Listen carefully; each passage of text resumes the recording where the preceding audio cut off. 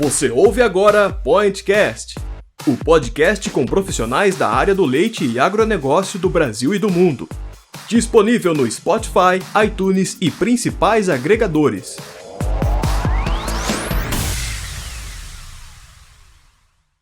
Olá, ouvinte do Pointcast, mais uma vez aqui com mais um episódio da nossa série de nutrição. Para você que não me conhece ainda, eu sou a Maísa, médica veterinária e editora de conteúdo do Milk Point. Se você ainda não sabe do que a gente está falando, né, quando fala da série de nutrição, então volte aí algumas casinhas no tabuleiro, tem 3 episódios disponíveis para vocês com temas muito interessantes sobre alimentação e nutrição de gado leiteiro, e hoje nós estamos aqui para o nosso 4º episódio, num tema também muito relevante. Nosso tema é silagens, onde não se pode errar. E para isso, nós estamos também com 2 convidados muito especiais, especialistas no assunto, para conversar um pouquinho e trazer o melhor conteúdo. Além deles, junto comigo aqui, minha fiel escudeira, Stephanie. Oi, Stephanie, tudo bem? Oi, Maísa, boa tarde a todo mundo. Espero que a gente tenha mais uma tarde excelente aí de gravação e que seja de muito boa valia para todo mundo. Legal, Stephanie é zootecnista e editora de conteúdo aqui no Milk Point também, pessoal. E o nosso primeiro convidado, então, é o Marco Aurélio Fattori, já muito conhecido aqui no Milk Point, no EducaPoint também, com os cursos, já gravou podcast com a gente, tem a coluna lá no Milk Point que traz diversos conteúdos muito importantes para a pecuária leiteira, o pessoal costuma gostar muito. Para quem não conhece ele ainda, ele é formado em zootecnia pela Universidade Estadual Paulista Júlio de Mesquita Filho, mais conhecida como Unesp, no campus Botucatu, é mestre, doutor e pós-doutor em zootecnia pela mesma universidade e atualmente é professor na UNOeste de Presidente Prudente, com ampla experiência na área de manejo e conservação de forragens, atuando principalmente em manejo e adubação de pastagem, pecuária de leite e corte, nutrição animal, nutrição de ruminantes, regulagem de máquinas agrícolas e processamento de volumosos, destacando-se a silagem de milho. Além disso, também é consultor, né, na Fattori... Eita, gente, esqueci. Corta aí também, Lucas. Na Fattori Treinamentos.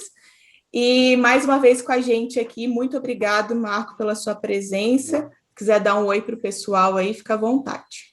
Olá, pessoal, tudo bem? Um prazer enorme estar aqui. Muito obrigado pelo convite. Conte sempre conosco. Certo. E o nosso segundo convidado é o professor Rafael Reis, que é professor no Instituto Federal de Educação, Ciência e Tecnologia de Rondônia, no campus de Colorado do Oeste, atua como docente e trabalha em pesquisas na área de forragicultura e integração lavoura, pecuária, floresta no Instituto Federal. E ele também tem o perfil lá no Instagram, muita gente segue, né, com o nome dele, trazendo várias dicas nessa área também. Já deu palestra nos nossos eventos, também faz curso lá para o EducaPoint, escreve no Milk Point também, então outra figurinha aí bastante conhecida do pessoal que vai agregar muito conhecimento para a gente hoje. Oi, Rafael, tudo bem? Olá, Maísa, tudo bem? Tudo ótimo por aqui, obrigado mais uma vez pelo convite. Olá, Stephanie, olá, Marco, espero que a gente tenha um momento muito agradável aqui hoje, né? Com certeza. Então, muito obrigado mais uma vez aos dois pela disponibilidade de estar aí com a gente. E vamos ao que interessa agora. Na verdade, antes da gente ir ao que interessa, nós temos uma brincadeirinha que a gente faz aqui no nosso podcast, né? Que é um quiz sobre assuntos bem peculiares do leite. Tem relação com leite, com vaca, mas não é um assunto técnico, não precisam ficar aí nervosos, né? A gente vai fazer uma sabatina aqui, nada disso é feito para vocês errarem mesmo. São perguntas assim bem curiosas sobre o leite, para a gente trazer um pouco de curiosidade para o pessoal também e dar uma descontraída aí no início. Então, a gente tem aqui, vamos fazer uma pergunta para cada um, também para a gente não gastar muito nosso estoque aqui, né? Que tem outras pessoas para virem. A gente está aqui com, deixa eu ver, 6 perguntas, então vou deixar vocês sortearem para ter um pouquinho de sorte aí. Vou falar um número de 1 a 6, Marco, que eu vou ler a pergunta, tem alternativas, e aí você diz a resposta que você acha que é a mais correta, ou que é a correta, no caso. 1 a 6. 4. 4, beleza. A vaca chamada Blonson é reconhecida oficialmente como a vaca mais alta pelo Guinness. Qual é a sua altura? Alternativa A, 1,84. Alternativa B, 1,98. Alternativa C, 2,3 metros e D, 2,9 metros. 1,84, é isso? 1,84? Não, letra B, 1,98. Jesus amado. É alta. Eu queria saber a raça, né? Aqui na pergunta não tinha, depois eu vou dar uma procurada para saber que vaca que é essa, né? Mas realmente muito grande. Diga-se de passagem, é um vacão. Literalmente. Stephanie, você quer fazer aí outra pergunta para o Rafael? Eu leio. Vai, Rafael, fala um número aí pra gente de 1 a 6, menos 4, né, que já foi. Vamos lá, pode ser a 2. A 2, vamos lá. Cristóvão Colombo trouxe vacas para os Estados Unidos pela primeira vez como parte da sua segunda viagem, junto com outros animais, incluindo cavalos e ovelhas. Em que ano essas vacas chegaram nos Estados Unidos pela primeira vez? Alternativa A, 1455. Alternativa B, 1464. Alternativa C, 1479. E alternativa D, 1493. 1493. Assim não vale, Rafael. Você acertou. Se ele veio em 490, se ele veio em 492, né? Então, nossa, Stephanie, essas alternativas que você colocou aí facilitou a vida. Essa eu ia acertar fácil também. mesmo. Essa foi fácil, né, Marco? Essa foi fácil. A gente, nosso objetivo aqui, meu e da Stephanie, no jogo é fazer vocês errarem. A gente não tem sido muito feliz. Sempre tem alguém que acerta uma. Desculpa, então. Mas vamos lá, gente. Depois desse momento aí, vamos ao que interessa agora de fato, né? Que é o nosso tema de hoje, falando sobre silagem. E aí a gente queria começar com uma provocação para vocês aí. Sempre que a gente fala em silagem, né, para vaca de leite, o pessoal já, a maioria das vezes, automaticamente pensa em silagem de milho. E aí a pergunta é essa: silagem é só de milho? Essa é a única alternativa para gado leiteiro? Ou quais são as outras possibilidades aí na visão de vocês? Quem começa? Pode ser eu? Pode. Bom, fica à vontade. Esse é um assunto que eu gosto, hein? Essa eu acho que eu vou acertar, hein? Talvez. É o seguinte, eu tenho passado muito problema com essa sua pergunta, viu? Mas você tem falado um ponto muito importante. Eu tenho sofrido muito, não sofrido de sofrer, né? Eu tenho ouvido muito com os produtores me questionam sobre isso. Eu dou silagem para o meu gado. Então, o gado tem que ter produção. Não, silagem é um processo, né? Silagem, melhor dizendo. Silagem é o produto, ensilagem é o processo, tá certo? Então, nós temos silagem de milho, silagem de sorgo, silagem de capiaçu, silagem de sorgo gigante. Nós temos silagem de capim, nós temos silagem de um monte de coisa. Então, não é porque silagem eu tenho que associar com silagem a melhor do mundo. Então, eu vivo hoje no setor de gado leite, qual eu ajudo aqui na faculdade, em que foi feita uma silagem, né, em função de problemas hídricos, outros problemas e tal, fizemos uma silagem de sorgo gigante, o famoso sorgo boliviano. E eu levantei a bola, é o seguinte, não vai ter produção de leite. Por quê?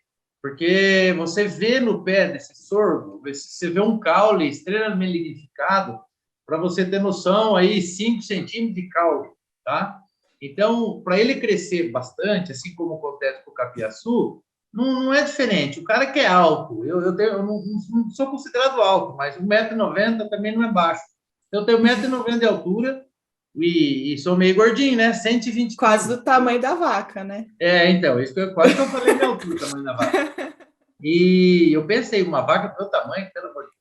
E aí eu tenho 120 quilos, né? Só aquele gordinho que não tem muita barriga, tudo, mas é um gordinho distribuído. Então eu tenho que ter uma canela que suporte meu peso. Eu falo isso para os produtores. E a ter essa canela, desculpa da associação com o sorgo gigante, por exemplo, é fibra, é FDN.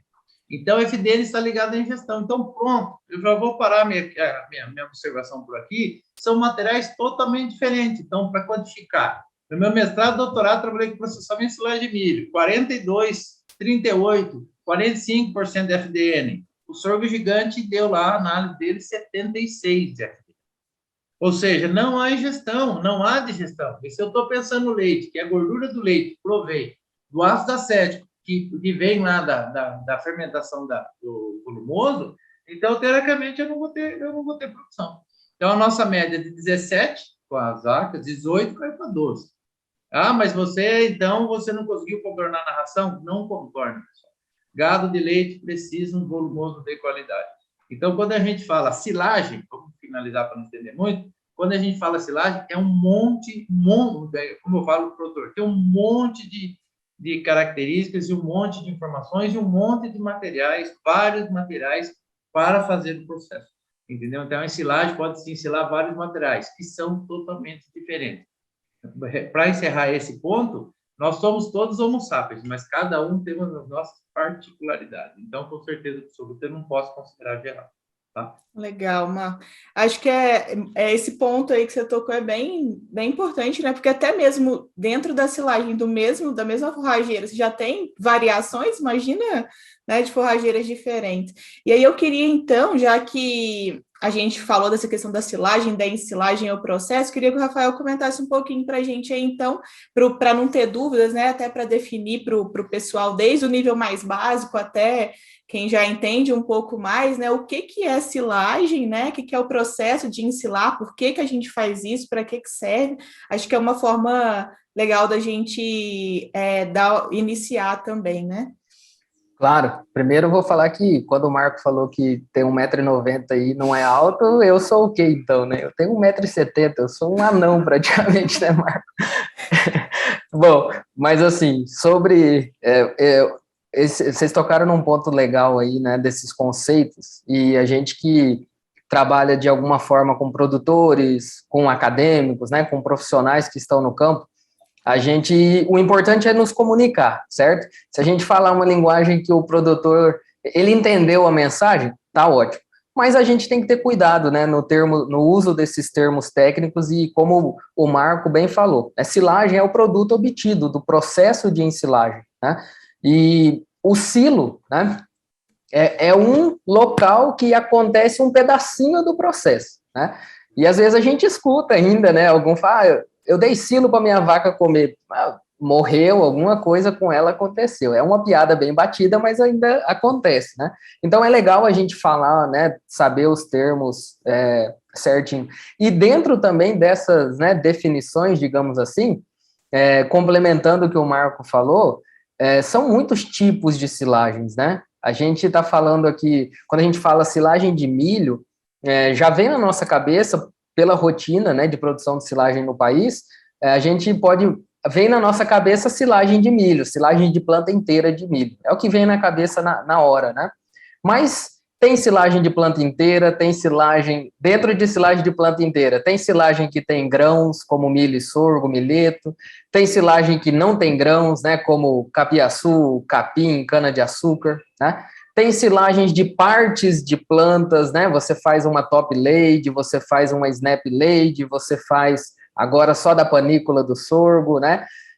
Então, assim, e tem as silagens, né, de grãos, né? Que daí você ou reensila, ou ensila um grão reidratando, ou você colhe um grão úmido. Então, são muitos tipos de silagens, né? Silagens mais volumosas, silagens mais energéticas, e eu acho que isso é legal, né, Marco? E você tocou num ponto da parte fibrosa, né? É claro que, dependendo do nível de produção que você espera nas vacas leiteiras, acaba, né, respondendo a pergunta do tópico. Silagem é só de milho? Não, mas, dependendo do que você busca, o caminho mais, né, coerente a se seguir é buscar uma boa silagem de planta inteira de milho, porque senão você vai ter materiais muito fibrosos, né, com a digestibilidade lenta. Eu vou citar, né, Marco, para fechar. O Marco comentou que trabalhou com milho, mestrado, doutorado, com milho e FDN de 35, 38, 42. Eu trabalhei mestrado e doutorado com cana. silagem de cana. E a FDN, show de bola. FDN é de 45%, 48%. Só que quando a gente faz o KD, a digestibilidade da FDN, da cana, 2% por hora, 2,5% por hora, ou seja, a vaca ia ter que ficar 48 horas ruminando aquilo ali para ver se digeria tudo que vai digerir. Isso explica, né, Marco, a diminuição de ingestão e automaticamente a diminuição na produção, né, na produtividade. Legal. Você falou essa questão da silagem de milho, e eu lembrei até, já vou começar aqui, eu falei que a minha função é só citar as referências, mas eu lembrei que tem um texto bem legal do professor Tiago Bernardes, na coluna dele lá no site, que fala por que silagem de milho para vacas leiteiras, né? E ali ele explica, né, por que é tão utilizada a silagem de milho no mundo inteiro e quais são as características que permitem essa questão da produção de leite. Então, vale muito a pena ler, para complementar o que a gente já vai conversar aqui, quem tiver interesse, a gente deixa aí na descrição do podcast a bibliografia para vocês acessarem depois. Mas é muito legal isso que o Rafael falou, e achei um ponto muito interessante quando ele disse assim, da questão do silo, né? O silo é uma parte do processo da produção da silagem, da ensilagem. E a gente sabe que tem várias coisas né, várias variáveis, fica até redundante, que influenciam nisso daí, né? E uma delas é justamente a preparação do solo, né? E aí a gente pode falar, já que a gente já falou das diferentes tipos de silagem que tem, mas das mais importantes, talvez, para a produção de leite, como que é feito essa questão da preparação do solo? O que o produtor tem que se preocupar antes de plantar, seja lá qual forrageira que ele vai utilizar para fazer essa silagem aí? Inclusive, mas lembrando aqui que o Rafael, ele passou para a gente um texto bem bacana sobre isso de amostragem de solo, a importância dessa amostragem e tal, foi recentemente, tá fresquinho aí no Mil, que a gente posta o link aí depois, e complementa aí pra gente, Rafael, fala um pouquinho sobre essa importância aí, que você já citou bastante no texto, mas trazer aí pro pessoal é importante. Legal. Bom, acho que a gente pode, né, falar dentro desse tema, a gente pode abordar não apenas o preparo do solo em si, né, mas vamos dizer assim, todo o planejamento, né, que envolve a escolha, né, a definição dos híbridos, do material, época de plantio, né, e uma série de coisas que está por trás do cultivo agrícola, da lavoura em si, né. Hoje em dia, né, com os altos valores de investimento de insumos, né, para a produção, o produtor de silagem de milho, no caso, ele tem duas saídas para o processo ser atrativo para ele, né? Atrativo do ponto de vista econômico, tá, pessoal? Aumentar a produtividade do milho na área, né? E reduzir perdas durante o processo. É o que ele pode fazer. Ele tem que produzir o máximo possível dentro da área que ele tem, né? E diminuir as perdas para que aquele 1 hectare de lavoura de milho produza o máximo possível de silagem no coxo.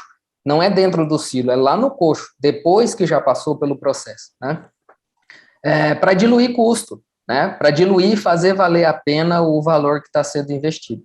Então, tem muita coisa dentro dessa linha, né? E a gente sempre, o preparo do solo começa aí. Qual é o híbrido que você vai usar? Né? Qual é a época que você vai plantar? Quais são as características da sua área? O que você dispõe de infraestrutura? Você vai ter que arrendar? Você tem maquinário próprio? Enfim, né? A gente poderia passar aqui uma tarde falando só disso, mas de forma geral, eu acho que o preparo do solo começa aí. O que você espera daquela área?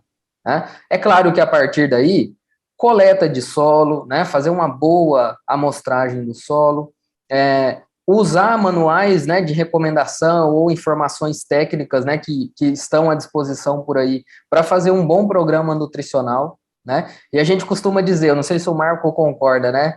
Milho, gente, não tem como economizar em adubo, não tem como economizar em calcário. é uma cultura cara mesmo, é uma cultura de alto valor agregado. Então, não tem como economizar muito, você tem que ir na tampa, dentro da caixa de produção do híbrido que você escolheu e do momento que você está cultivando. Se você está num momento favorável, né, de climáticas, você tem menos riscos. Então, você vai na tampa, né? Você vai no máximo do que dá dentro do que aquele híbrido pode render, né? Se você está num período mais arriscado, talvez você tire um pouco a mão, porque você pode, né?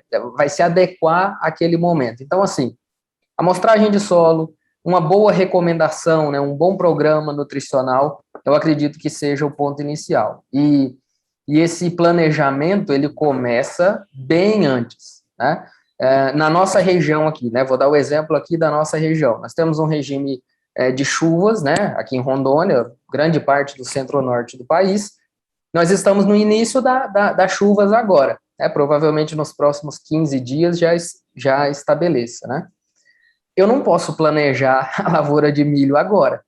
Eu tenho que estar planejando essa lavoura de milho lá no começo do ano, né? Então, antes de acabar as chuvas do ano passado, lá em março, abril, eu já tenho que ter coletado o solo, eu já tenho que ter mandado para o laboratório, para que nesse período de entre-safra eu faça aquisição de calcário, eu faça aquisição dos insumos, eu acerte maquinário, né? Para que agora, quando voltar a chover, eu possa, né, lidar com todas as práticas agronômicas de cultivo. Acho que esse planejamento também é importante, né? Acho que para início de discussão já tem bastante coisa aí, né, Marco? Com certeza, eu só vou querer, posso, Maísa, posso, Stephanie, só Claro. acrescentar aqui, eu só vou acrescentar, eu concordo plenamente com o Rafael, nós não combinamos não, tá? Ele está falando coisas que eu concordo e eu acredito que ele esteja falando coisas que ele concorda, porque eu acho que a gente pensa assim. Eu só bem rápido, eu trabalhei no mestrado, doutorado, como ele trabalhou com a cana lá, eu trabalhei com milho, textura dentada e dura. Então, textura dura ela é mais para grão, e textura dentada é para silagem. Aí veio lá o Marco Aurélio Fattori, que sou eu, lá em 2008 e 2011, se não me engano, fez duas teses, uma dissertação e uma tese sobre processamento mecânico de silagem de milho.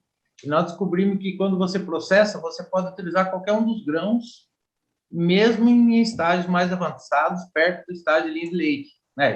Perdão, perto do estágio de camada preta, da maturação fisiológica. Então, resumindo a situação para vocês, eu concordo extremamente com o Rafael, quando ele fala que a escolha do híbrido, por exemplo, é importante. E eu vou mais para trás um pouquinho. Se eu não adubar o milho, só para vocês entenderem, voltando à textura, se eu escolho uma textura errada e não processo, eu não tenho aproveitamento, digestibilidade, degradabilidade ruminal, tá? Se eu processo, tudo bem. Se eu corto mais cedo ou mais... Eu medi, para vocês terem uma ideia, consumo de combustível na colheita. Então, estados de colheita, eu determinei lá que o trator, incrivelmente, ele gasta menos para colher no estágio mais avançado. E aí, a textura dura, ele gasta menos. Então, resumindo, eu tenho alguns processos. E a adubação que o Rafael falou para vocês terem uma ideia, sabe onde vai agir? Vai agir na quantidade de grãos na silagem de milho. Então, a quantidade de grãos na silagem de milho, se eu tenho uma silagem com pouco grão, eu tenho uma silagem mais parecida com a silagem de capim do que uma silagem de grãos de milho. Então, o produtor, eu estou fazendo silagem de milho, mas eu não adubo, eu não me preparo, eu não cuido, então não vai adiantar nada. Você vai fazer uma silagem de capim, você vai gastar tudo isso para produzir para o animal uma silagem ruim. E o contrário acontece. Quando você faz uma silagem de capim, aí a pessoa fala, não, eu vou colocar algumas coisas lá, vou colocar uma polpa cítrica para puxar o excesso de água, depois a gente fala sobre isso. E aí ele coloca tanta coisa lá, gasta tanta coisa que ele tem uma silagem de capim. O teor de FDN, FDA, principalmente, como o Rafael falou, pensei que ele ia falar do FDA, Rafael, eu fiz uns trabalhos lá que a cana demorou 96 horas para sair de dentro da vaca. E é aquela velha história, não vou falar aquele palavrão aqui não, mas ou faz ou desocupa a moita. A cana fica ocupando a moita dentro do rumen, essa moita não recebe outro alimento novo. E é assim, a produção está totalmente relacionada com a ingestão. Se não ingere, não produz. Se tem uma coisa lá que fica lá ocupando espaço, não produz. Rafael, dá para a gente falar uns 2 anos mais ou menos desse assunto, mas, é a minha opinião, concordo plenamente com você. Provavelmente ideia mesmo. É bem legal isso daí. Acho que é importante também lembrar para quem está ouvindo a gente aqui que aqui no podcast, essa discussão que a gente traz, a gente passa, né, a questão do conteúdo técnico, mas lógico que a gente não consegue aprofundar aqui. E para isso a gente tem uma série de artigos, cursos também, para vocês conseguirem aprofundar, mas a nossa missão aqui, tanto nesse episódio quanto nos anteriores, é fazer o produtor, o técnico, olhar para esses pontos que estão sendo citados aqui, né? Se você não contempla alguma dessas etapas que eles estão falando, tem alguma coisa errada. Não tem como aqui a gente explicar como fazer isso detalhadamente, mas tem diversos artigos que tanto os dois quanto outros profissionais da área escreveram que vão te dar essa informação. Mas o importante aqui é saber, né, o porquê de fazer e que isso é importante. E outro ponto bem interessante aí que o Rafael citou também é essa questão de agora vai começar, né, a época, começar a chover, não sei o quê, agora eu decidi que eu vou me planejar para poder plantar seja lá o que for que você vai plantar. Gente, não adianta, assim, isso é uma tecla que a gente bate aqui nesse assunto, já falamos nos podcasts anteriores também, a importância do planejamento. Eu acho que isso tem mudado um pouco agora, mas produtor de leite, via de regra, não trabalha com planejamento, né? Na hora que acaba a comida, ele vai ver o que ele vai fazer ali, vai comprar e tal. E isso, essa questão de gerenciamento, de gestão, de planejamento, a gente tem visto o pessoal correr muito atrás e pedir muito conteúdo nessa área, porque está mudando a mentalidade da produção de leite nesse sentido. E aí a questão da alimentação e da silagem em si é mais um ponto que você não pode decidir na hora o que você vai fazer, né? Isso já tem que ser pensado, porque senão, no final das contas, vai faltar comida e vai acontecer isso, o que a gente já falou em outro podcast com o Marco também, né?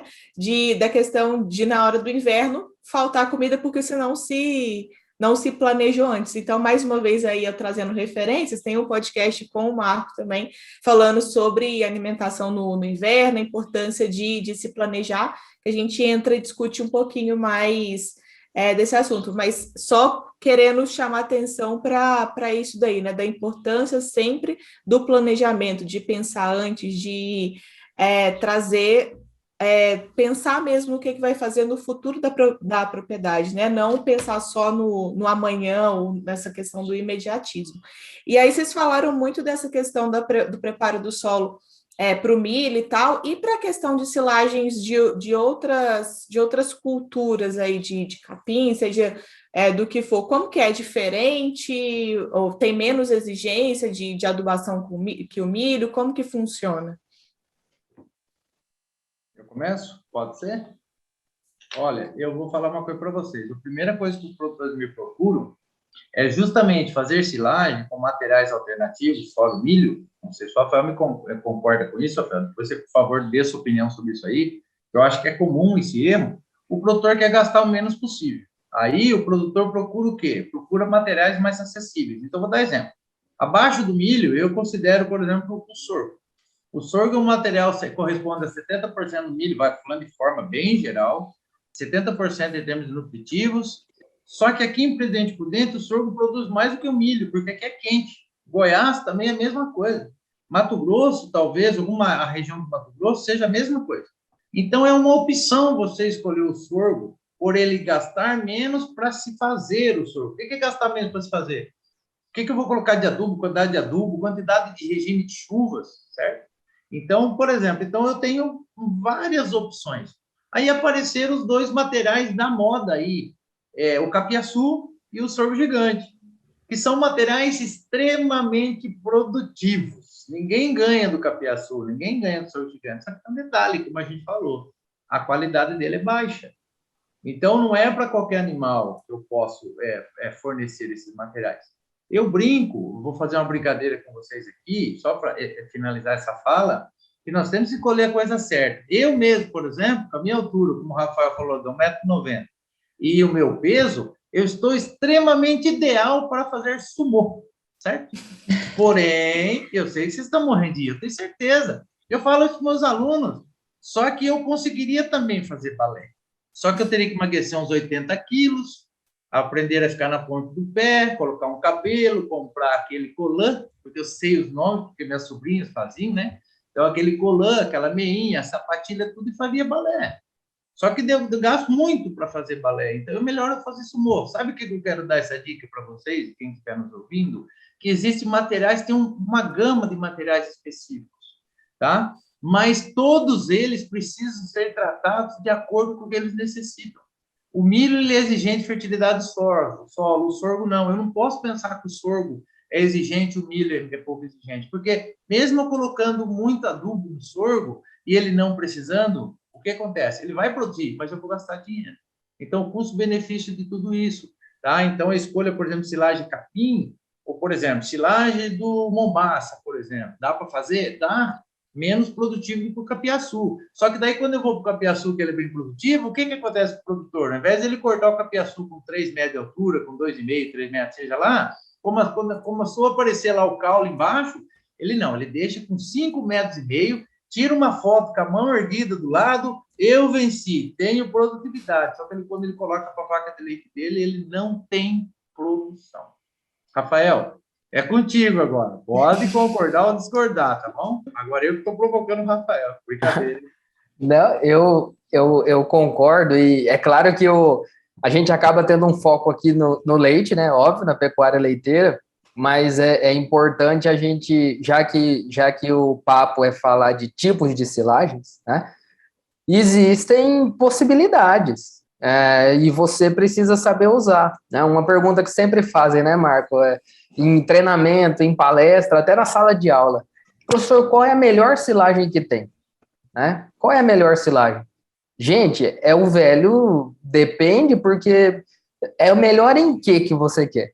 Você quer uma melhor em qualidade nutricional? Opa, uma silagem de planta inteira de milho, ponto. Né? Mas se eu pegar uma silagem de grão reidratado, é melhor do que ela em aspectos energéticos. Então, depende do que você quer. Para um produtor que vai fazer um sequestro de bezerro, né, um resgate de bezerro na seca, e vai voltar com esses bezerros no pasto de novo, depois, ele não pode pôr uma silagem de milho na dieta desses animais, porque depois esse gado volta para o pasto e lascou tudo. Ele tem que ir para uma silagem de capim, uma silagem de sorgo boliviano, uma silagem de capiaçu, né? Eu quero fazer uma recria de novilha leiteira intensiva.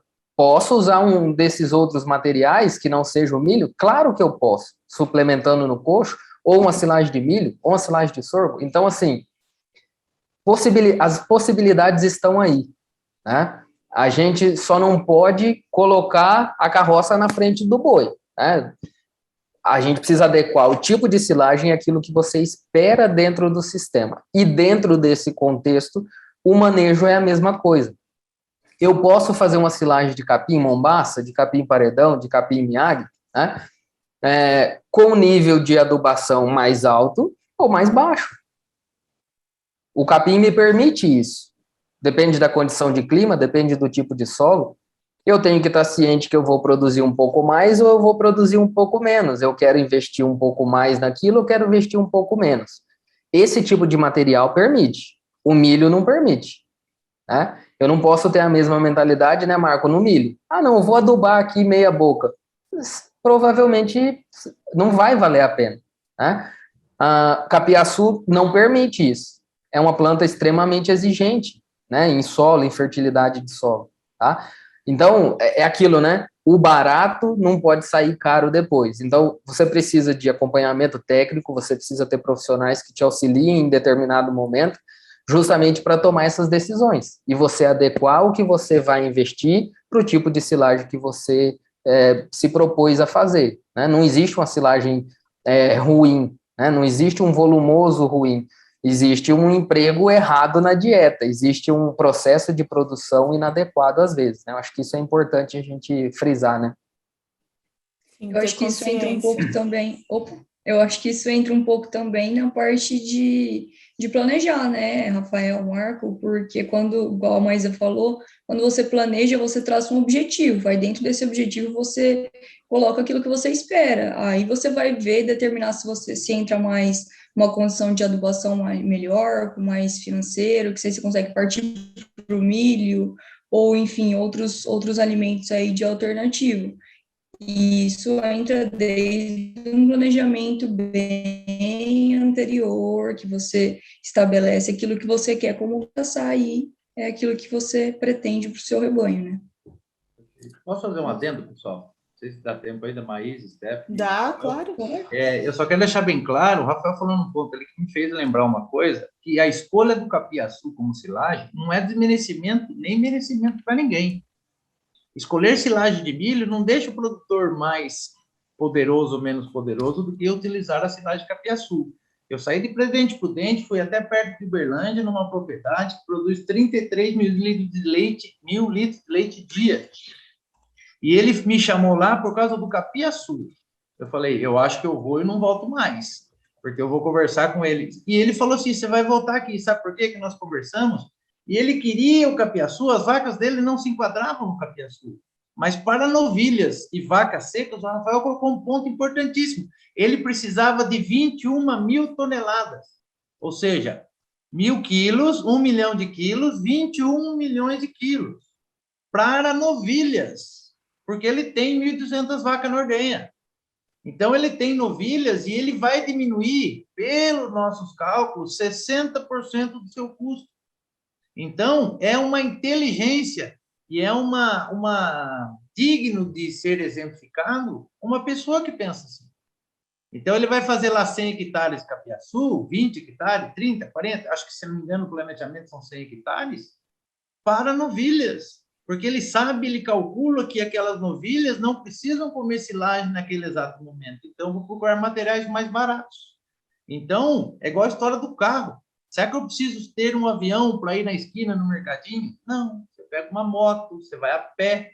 Não é um desmerecimento, é inteligência. Então, o ponto que o Rafael colocou ali, ó, é importantíssimo a escolha de material. Então, esse produtor que produz 33 mil litros de leite dia, eu nunca pensei em ver isso, que paga o técnico, e ele paga com prazer e paga com destreza, porque ele busca informação, né, Rafael?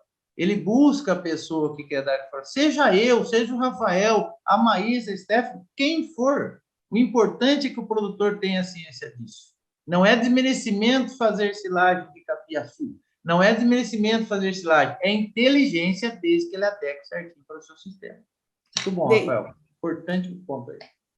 Desde que ele saiba, né, assim, o que vem antes, né, e como o Rafael falou aí, qual que é a área que eu tenho disponível para produzir, qual que é o meu animal, que estágio que esse animal tá, né, que raça que esse animal é, qual que é o volume de produção que esse animal é, por exemplo, se eu vou produzir um capim ou uma silagem, uma coisa de menor qualidade nutricional, eu tenho condição de suprir o resto dessa demanda nutricional de outra forma? Vai ficar mais barato?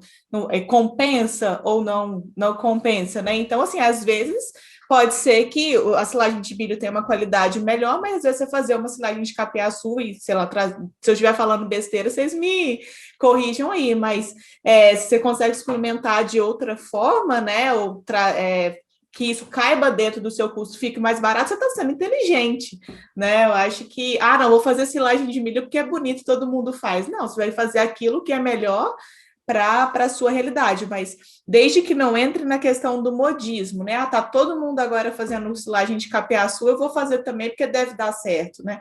Não é bem assim que a banda toca, digamos, né? Acho que olhar para a sua realidade é o mais importante. Aí, em todas as situações do leite, parece até que a gente fica repetitivo, redundante, para tudo a gente fala isso, né? Mas é a realidade, né? Olhar para a sua fazenda, para as suas condições.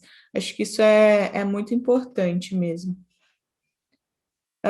Então, gente, agora a gente falou dessa questão do preparo do solo e tudo mais, desse processo que vem antes, e aí pensando agora no que a gente vai plantar, né? A qualidade da semente que a gente utiliza, ela interfere. Essas perguntas parecem até boas, mas é bom a gente fazer, né? E para abordar essa questão mesmo, a qualidade de fato, ela interfere, como que até que ponto vale eu investir numa semente de maior qualidade? Isso vocês já falaram um pouquinho, mas acho que dá para dar uma aprofundada aí em que situações, né? E entrando nessa questão da adubação também. Como que funciona isso aí na hora de escolher o que você vai plantar? Ok. Posso começar essa aqui? Pode. Ó, se me permitem, eu vou ampliar um pouco a discussão, não só a semente, né? Eu acho que se a gente estiver falando de milho, né, o híbrido, o material Sim. genético, né, ou os, né, em determinado momento, dependendo da sua área, você tem que plantar mais de 1, 2, 3 materiais para escalonar a colheita e tudo mais, né? Nós estamos falando de produtores de 5 hectares ou nós estamos falando, às vezes, de produtores de silagem de 500 hectares, 1.000 hectares, né? Então, assim, a gente precisa pensar semente e material genético híbrido, né? E respondendo na lata, né, afeta, claro, afeta a produtividade, afeta qualidade, né, afeta manejo, e aí eu vou falar uma outra coisa, afeta também assessoria, assistência técnica e credibilidade. Nós não vamos citar nomes, obviamente, de empresas, né, de materiais genéticos aqui, mas nós temos várias no país que são referência, que tem programas de melhoramento genético específicos de milho para silagem, né, que tem resultados, né, que tem dados para falar para o produtor. Então, acho que esse processo de escolha de semente, né, que de certa forma é a escolha da empresa que você vai comprar aquele material genético de milho ou de sorgo também, é muito importante, né? Escolha materiais, né? Primeiro ponto que eu vejo nesse processo, que estejam dentro da capacidade que você tem de produzir na sua fazenda, que sejam adequados com tipo de solo, com topografia, com época de plantio que você vai cultivar e tudo mais, que atendam o que você tem como expectativa de produção. Então, se você quer produzir muito milho, qualidade muito boa, não vai num híbrido ruim, não vai num híbrido de porte baixo, né? Você tem que ir num híbrido com características para silagem, com características de alta produção de massa, né? Você tem que escolher um material de uma empresa que consiga te dar uma informação, ó, a silagem desse híbrido aqui, ela vai ter 35% de amido. Se você já tem essa informação da empresa, já é um sinal que essa empresa se preocupa com você que produz silagem, e não apenas com o milho para grão. Qual é a FDN da silagem desse milho que você vai produzir? Qual a digestibilidade lá em 240 horas dessa silagem, desse híbrido aqui?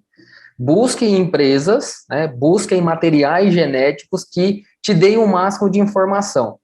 Você vai ter exatamente aquilo na sua propriedade? Não, porque isso é muito variável, mas pelo menos você tem um norte, né? Pelo menos você optou por um híbrido que você tem uma ideia e que você tem alguma coisa por trás te falando, ó, esse híbrido pode te proporcionar isso, tá? E a semente em si, se você optar por uma empresa, um material genético desse, vai ser uma semente de boa qualidade, né? Uma semente que já deve vir tratada no saco, uma semente que provavelmente esteja dentro das conformidades legais, né? Que vai ter aí 100% de pureza, com 98% de germinação, né? Que vai proporcionar um vigor inicial das plântulas adequado, ou seja, eu acho que a semente ali, né, é muita tecnologia empregada naquela sementinha ali, é muita coisa por trás, né, então, no meu ponto de vista, né, Marco, não sei se você também concorda, Stephanie, né, eu acho que isso é muito importante, tá, e um outro ponto para fechar, assistência técnica é um outro ponto legal, na região que você está, isso é muito variável. Eu posso até achar que o híbrido de uma empresa A, ele pode ser até melhor do que um pouquinho do que o híbrido da empresa B. Mas, às vezes, a empresa B, ela está dentro ali da minha fazenda no dia que eu precisar, porque eles estão aqui na região, porque é mais fácil de contactar. E, às vezes, você opta por uma empresa que te dá uma segurança maior. Mesma coisa, eu vou comprar um trator, né? Eu vou comprar um trator da marca A porque é a melhor do mundo, mas a única concessionária perto de assistência está a 1.200 quilômetros de mim. Como é que eu faço? É mais ou menos a mesma lógica. Eu vejo muito esse processo de escolha do híbrido fazendo essa abordagem assim mais ampla, né? Não sei se o Marco concorda, mas eu vejo mais ou menos dessa forma. Concordo em gênero, número e grau, como diz a história. Sabe por que eu falo para vocês? Infelizmente, o produtor rural, eu falo isso, tá? Então, meu pai também então se eu estiver xingando a mim mesmo também, a família e tudo mais, não é um xingamento.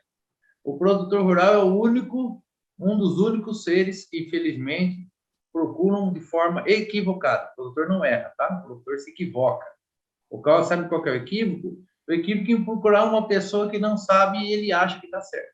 Se eu estou ruim, se eu estou mal de saúde, eu vou ao médico. Se eu estou com um problema judicial, eu vou ao advogado, né? Se eu estou com um problema lá na parte elétrica da minha casa, eu procuro um eletricista. O produtor está com um problema na lavoura, problema nos animais, ele procura o vizinho.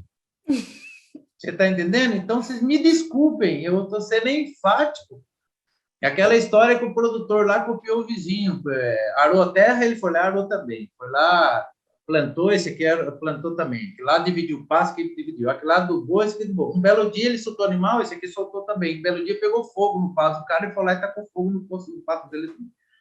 Essa história já é quem ouve, escuta meus áudios aí, escuta minhas... Eu falo isso direto, então o produtor não pode copiar, ele tem que ir atrás de materiais. E o Rafael falou uma ponta de novo, um ponto importantíssimo.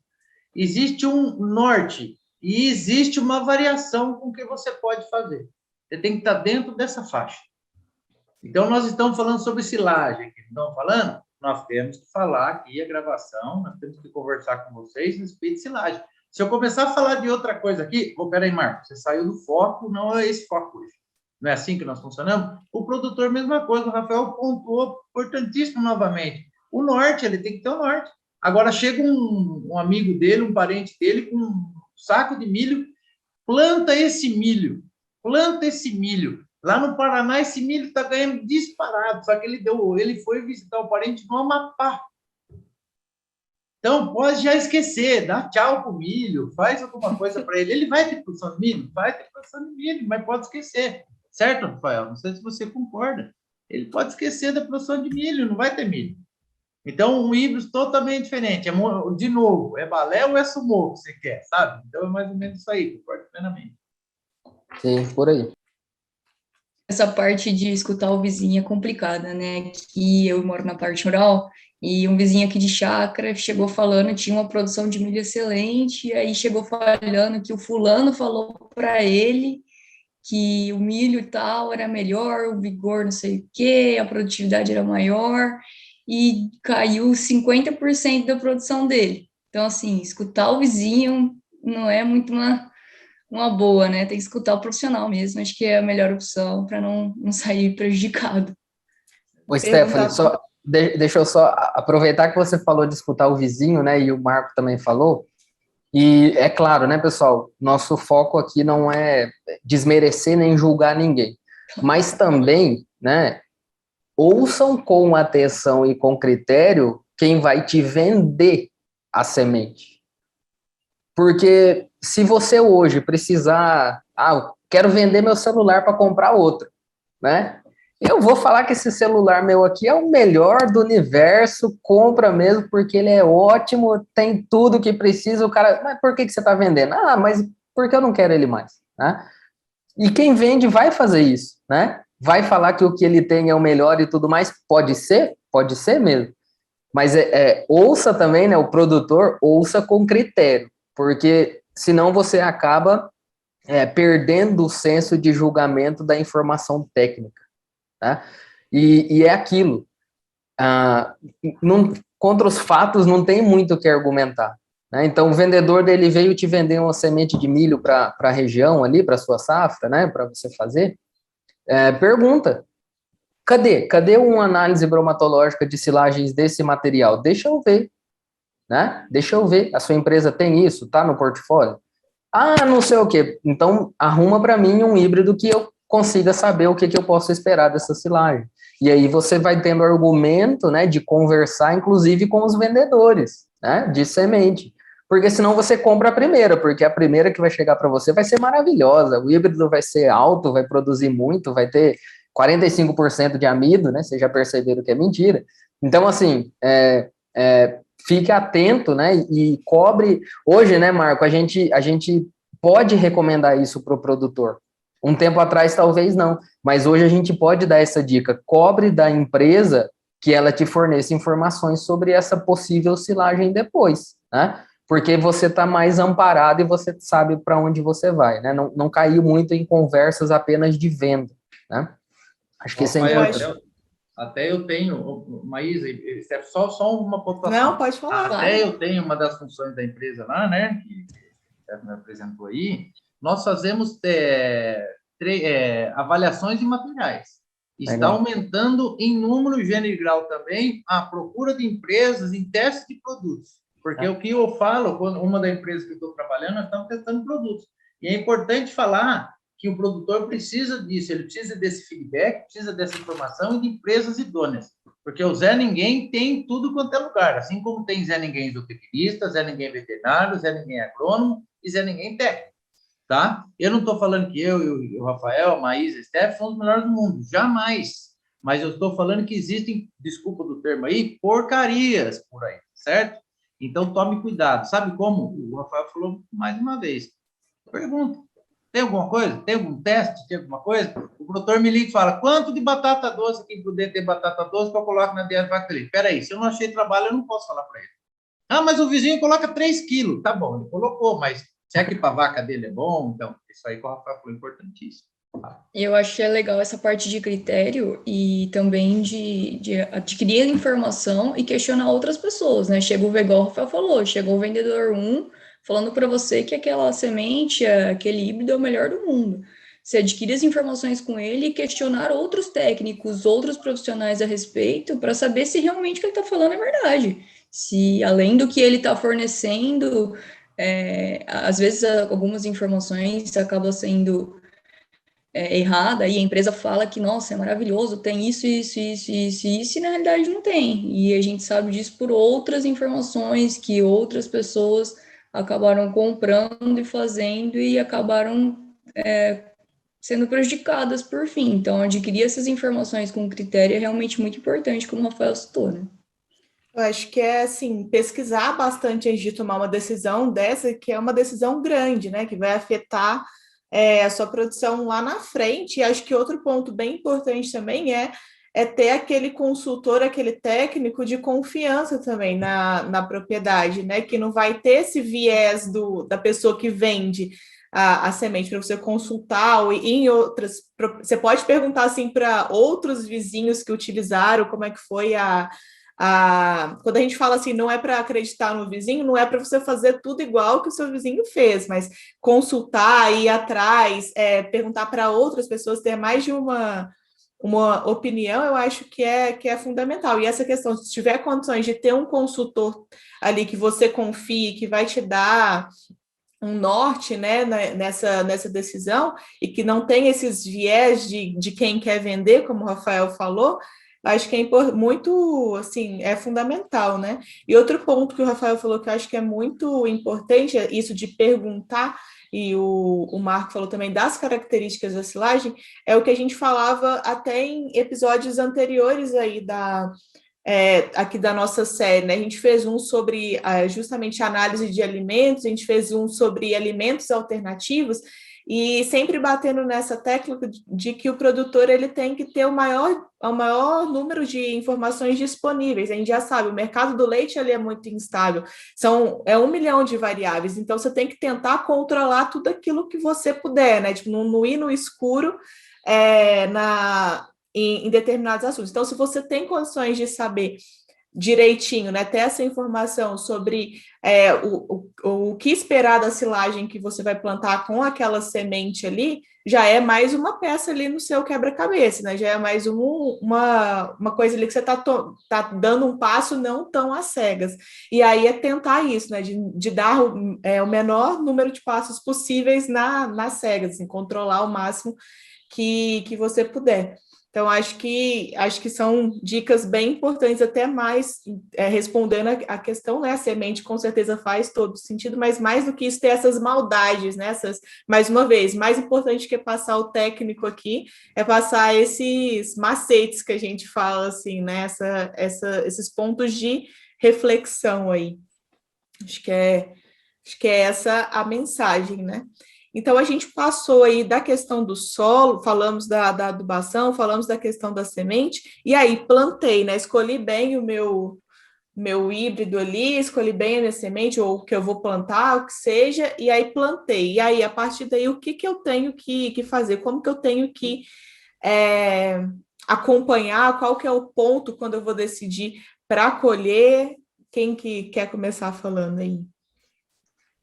Pode ir, Marco, dessa vez. A outra eu comecei e essa você começa. Então, vamos lá.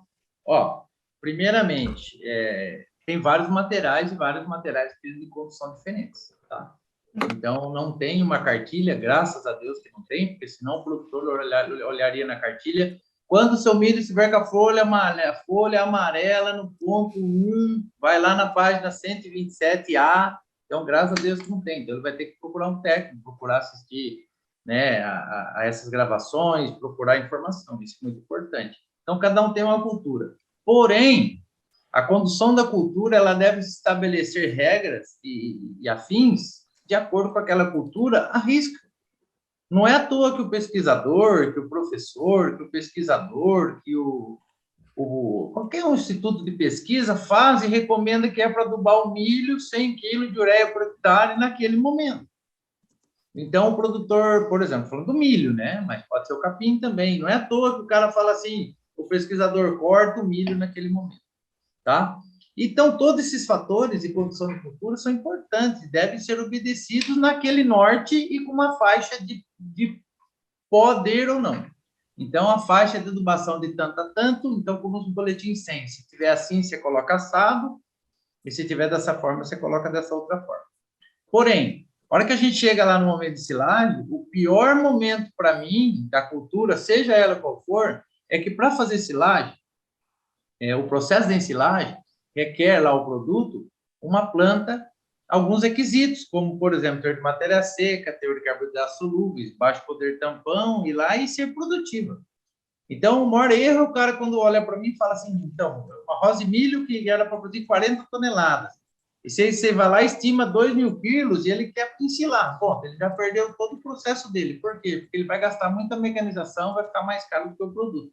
É melhor ele ir lá e comprar um outro produto.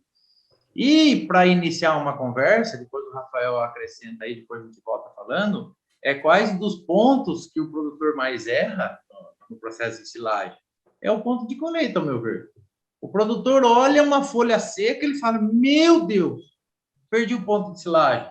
Liga para o cara da ensiladeira, liga para o caminhão, liga para o cara da lona, compra tudo mais caro, que ele também não tem planejamento. Ele não se aduba, você não vai plantar um milho, você não vai regular a semeadora no dia de plantio, você vai regular, se possível, no dia de chuva, em que todos os funcionários fazendo embaixo do barracão. Então, aproveita e faz o serviço embaixo do barracão.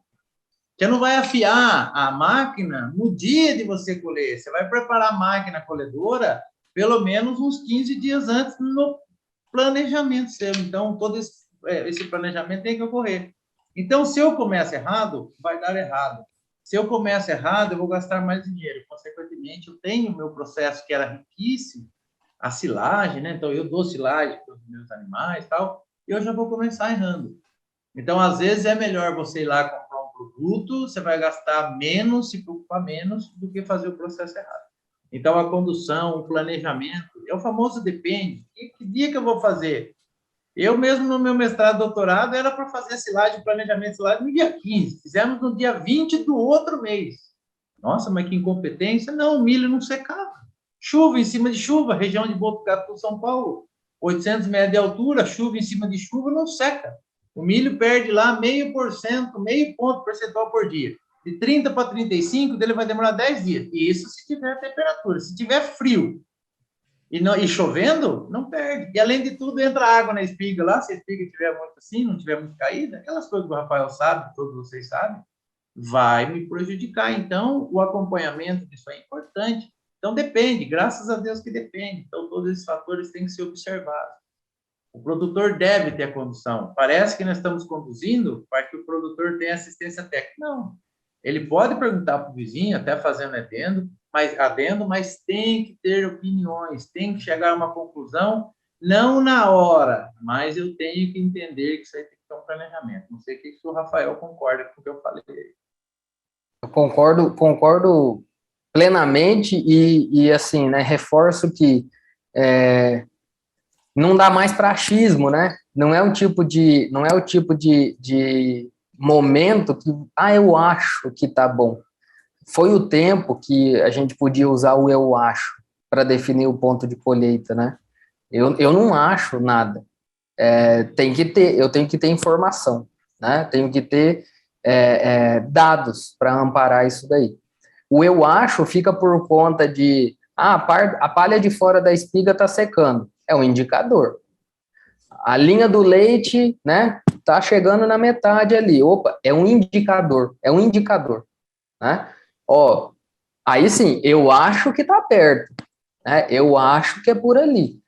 Mas ponto de colheita de milho tem que monitorar, gente. Quem mexe com milho para silagem não pode ficar no eu acho. Ele precisa monitorar a porcentagem de matéria seca da lavoura. É simples. Como é que ele vai fazer isso? Micro-ondas, com coaster, com air fryer, com dryer bag, né? Laboratório não dá, porque vai demorar 5, 7 dias para chegar e aí às vezes já passou. Então, assim, tem ferramentas que a gente vai usar, né? E a gente vai monitorar. É simples. Não, né? Não tem muito o que conversar. É claro que outras coisas interferem nessa tomada de decisão, né?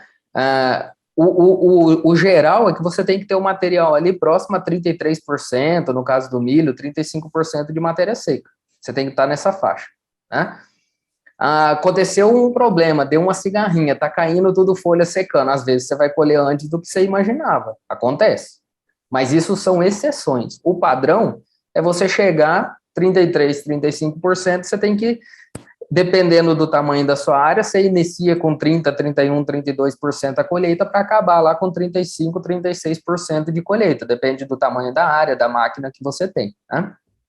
Então, é esse o ajuste, né? Se você tem uma maquinazinha, uma colhedora de arrasto, é o comum aqui na nossa região, por exemplo, colhedora, né, acoplada ao trator, você colhe ali com 30%, você começa a colher, né? Porque esse tipo de máquina, se não tem processador de grão, vai ficar seco demais, não vai dar conta. Se você tem a possibilidade de colher com automotriz, pode começar a colher com 33%, 34%, acabar de colher com 37%, 38%, porque ela vai quebrar o grão, e hoje, né, o Marco até comentou da tese dele, melhora rendimento de colheita, né, você consegue processar bem o material, tem uma série de estudos hoje também, né, o pessoal de Piracicaba está conduziu alguns trabalhos, deixando, né, botando o ponto de colheita mais lá perto de 40%, né, tem benefícios, né, incrementa mais amido, né, acumula mais amido no grão, então, assim, de forma geral, né, qual é o ponto de colheita? Monitora a matéria seca, né, monitora a matéria seca e toma decisão com base em cima disso. Lembrando, nós estamos falando de milho, né, silagem de milho, não é qualquer silagem, é a silagem mais cara que você vai produzir. Então, paga R$500 no air fryer, né? Ou arruma um coaster emprestado, compra um micro-ondas, deixa lá na fazenda e bota uma pessoa para fazer isso. Bota uma pessoa para ir lá todo dia, de manhã, à tarde, depois da chuva, coleta uma amostra e faz análise. Não tem muito como fugir disso. Não sei se o Marco concorda, mas eu acho que é por aí. Concordo plenamente também. São parâmetros, todos eles que nós precisamos utilizar, Rafael, e mais Steph também, e são parâmetros que a gente tem que utilizar para acertar. Lógico, né, Rafael? Você vai entender o que eu estou falando, e eu também, pela experiência que você tem, você chega na cultura e você fala, deve estar por volta de 36. Aí o cara vai lá em cima e tira a matéria seca, lá está 36,2. Ele fala, nossa, que mágica que você fez. Você adivinha? Você devia adivinhar o número da Mega Sena. Não é isso aí que eu quero dizer, é que é a prática. A prática, você vai... O produtor com... Por que eu brinco lá, vai eu com as brincadeiras? Por que o ator e a atriz dá aquele beijo maravilhoso na novela? Porque eles ensaiam. Ele ensaia o texto, ele passa o texto, o produtor também tem que passar o texto, tem que ligar para um, ligar para outro, passar o texto, ensaiar, planejamento, tudo para chegar a fazer tudo certinho. É isso aí mesmo. Eu acho que um ponto, a Stephanie tem uma pergunta para fazer aí, mas rapidinho eu queria comentar uma coisa, que é um ponto que os dois citaram, que eu acho que é muito importante. A questão das pesquisas, né? pesquisador, o pessoal nas universidades não está ali tipo, conversando fiado, né? Não está. Eles estão, principalmente, assim, quem está fazendo pesquisa diretamente aplicada no dia a dia do produtor, não é balela, né? É dinheiro, é recurso que é gasto para chegar a essas conclusões para o produtor usar lá no final, né? E é aquela questão de perguntar para quem sabe, né? O técnico que se atualiza sobre essas questões e tal, e não trabalhar na base do achismo, né? E não é assim questão de o produtor não sabe. Não, tem muito produtor que sabe. Esse produtor que o Marco falou aí, que chamou ele para tomar essa decisão, o cara sabe muito do negócio dele, né? Sabe o que está fazendo. E é desse nível que se tem que chegar. Ou se não sabe, a gente não sabe de tudo também, mas pergunta para quem sabe, né? Vai observando, vai aprendendo e confia na informação que quem está estudando ali há anos e fazendo diversos testes e testando, assim, como eu também estou na pesquisa, não nessa área, mas em outro, o Marco também, o Rafael também estudam anos, fazem testes, leem para chegar a essas conclusões, né, que às vezes são ignoradas, digamos assim, né, ou não chegam ao conhecimento, ou tem um pé atrás. O pessoal que está na universidade não sabe de nada, né, ou coisa, não está vendo a realidade do produtor. Não, tá, a gente faz a pesquisa em cima da realidade do produtor, justamente para trazer essas respostas aí, né, eu levantando a bandeira da ciência aqui, mas eu acho que é importante, né.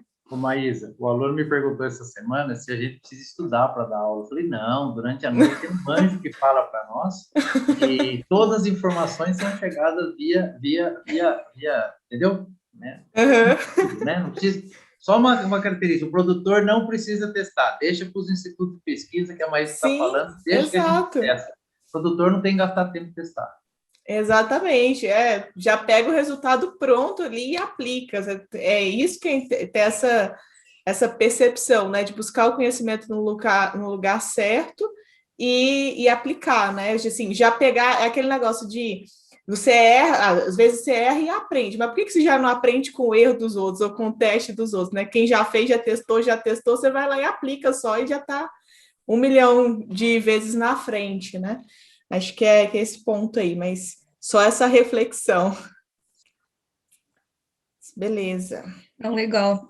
Eu ia falar, Maísa, tocar um ponto que o Rafael falou também, que é sobre as máquinas, o maquinário que a gente usa para fazer essa colheita, que isso às vezes acaba interferindo, às vezes a gente busca um ponto na silagem e um tipo de maquinário não dá para colher naquele ponto, outro tem que esperar um pouco mais, outro esperar um pouco menos. Eu ia aí falar com vocês, pedir a opinião de vocês, se existe um maquinário melhor, que tem um melhor aproveitamento da silagem, ou que é mais fácil para fazer essa silagem, como é que é aí na prática? Acho que é legal falar esse ponto. Quer começar, ou eu mesmo? Você sabe? Pode ir você.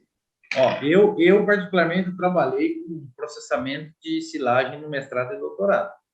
Tá? Então, cheguei à conclusão lá, até gerou uma patente, não sei como está isso aí, né?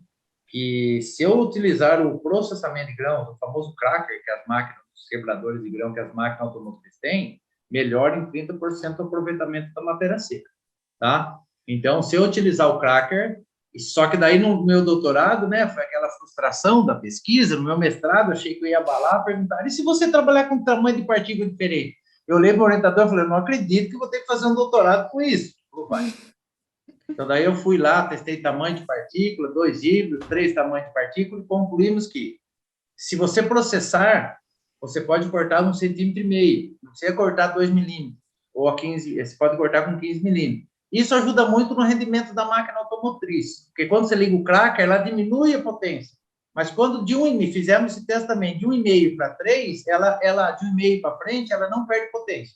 Então, olha como que as coisas se encaixam.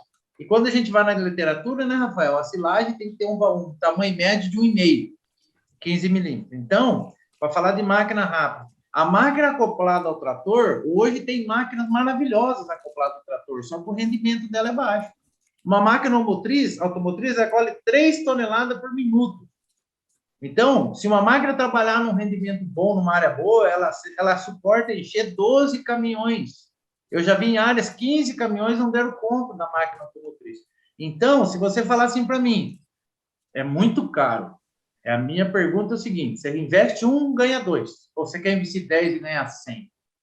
Então, se você falar para mim, você corta silagem como? Se você tiver uma área aí que compense uma automotriz, é lógico que a automotriz deve vir na sua propriedade. Ela faz um rendimento magnífico, não perde folha seca lá atrás, ela pica certinho e você pode colher, né, Rafael? Não sei se você concorda aí. Se você ligar o cracker, você pode colher aí quase perto da maturação fisiológica. Tem pós e contras de tudo isso, tá? Mas eu falo para você, quando você colhe perto da maturação fisiológica, você tem mais aporte de grãos, 50%, 55% de grãos, na minha silagem deu, na minha silagem do mestrado e doutorado. Mas se eu não entrasse com a automotriz, eu perco em eficiência, tá? Então, tudo isso é importante, né? Eu brinco assim, né? Eu falo assim, que eu, para ficar bonito, brinco com os alunos e falo com a minha esposa que fala, eu só preciso de 2 cirurgias, do queixo para cima e do queixo para baixo. Muda tudo, tá? Então, o que eu quero dizer para vocês, o produtor, ele tem que... aí eu faço uma crítica, tá? Ele não pode ser igual ao tempo do avô. O avô tá certo, meu avô falava muitas coisas bacanas, eu tenho saudade do meu avô, mas tem muitas coisas que se adaptaram e se evoluíram.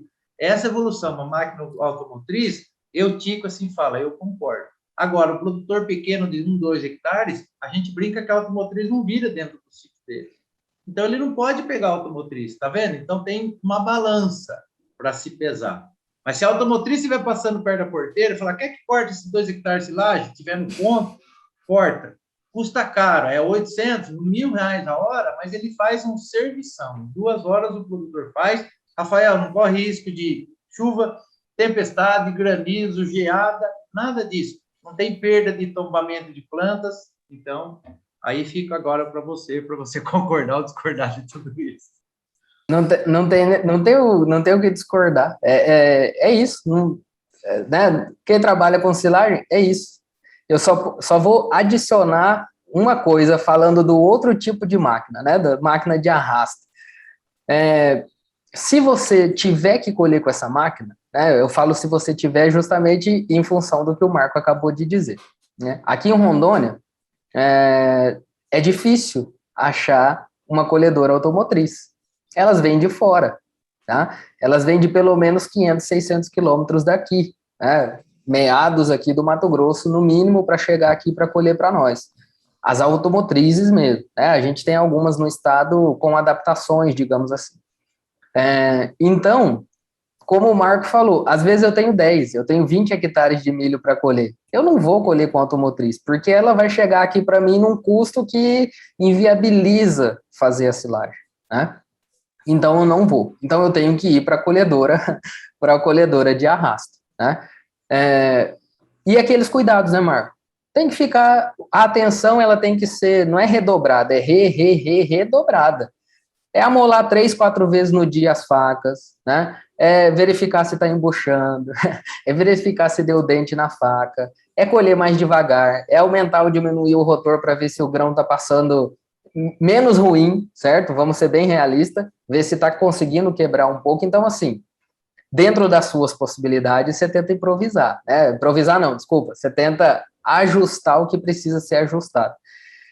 Eu vou fazer uma observação, né, Marcos, sobre automotriz, que eu acho que é legal fazer também. Esses dias eu estava conversando com o Edson Pop, né, acredito que vocês conheçam, e a gente conversou justamente sobre isso.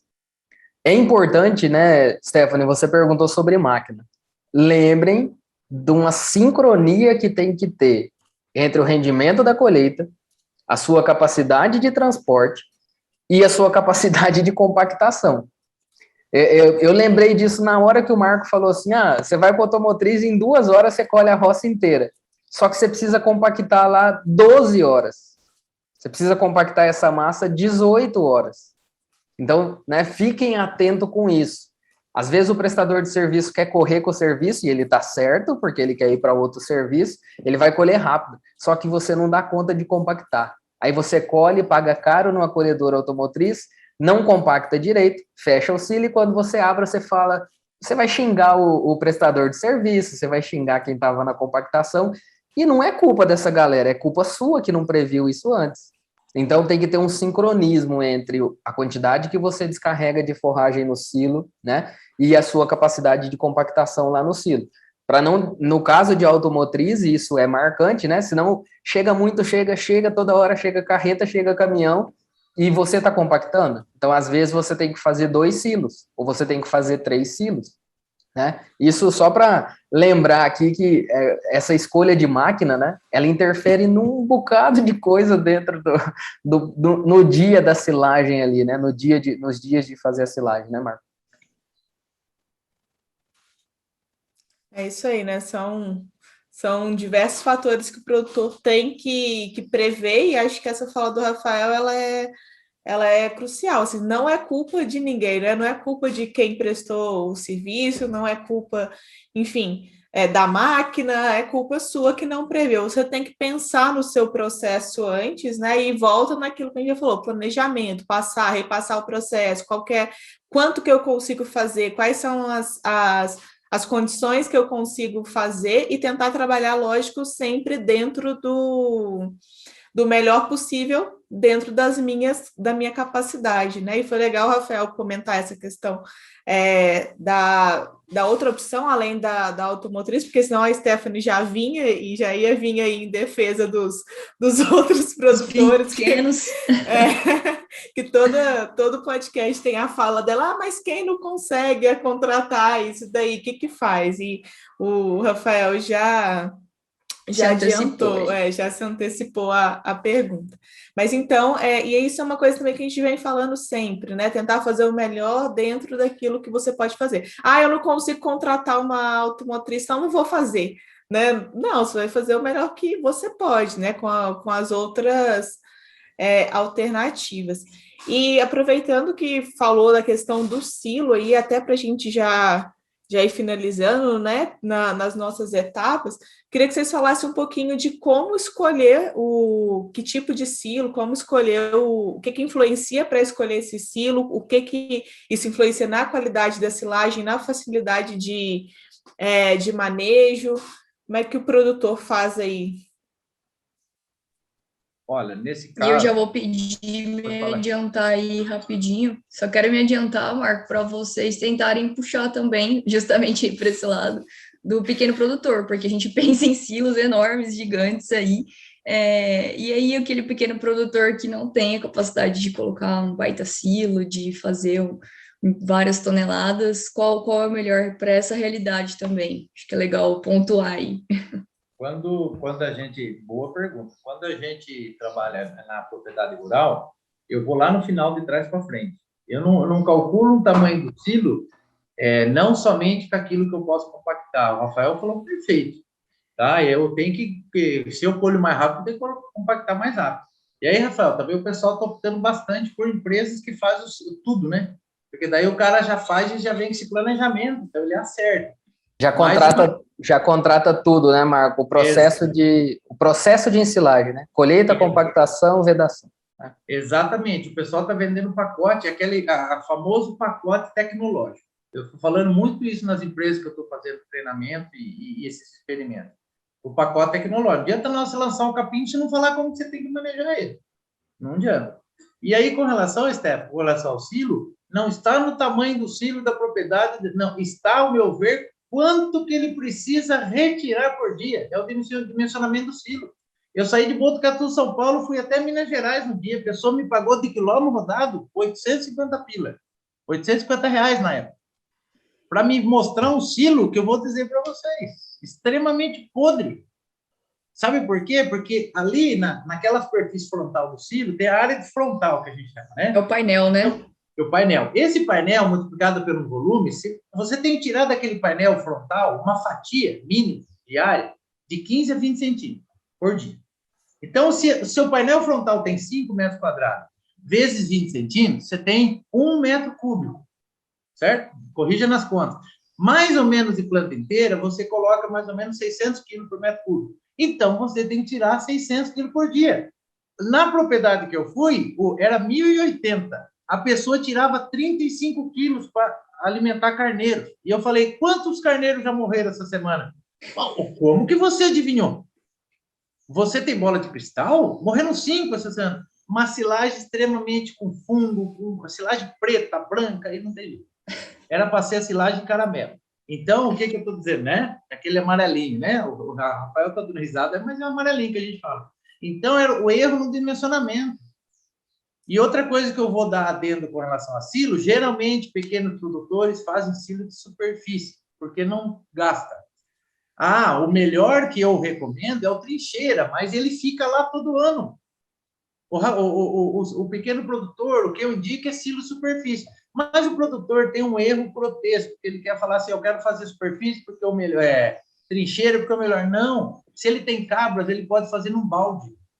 Se ele tem ovelhas, ele pode fazer num balde, num tambor. Não é de merecimento, a silagem fica perfeita, vedadinho, bonitinho, eu posso atender. E só vou dar uma dica para abrir a palavra para o Rafael.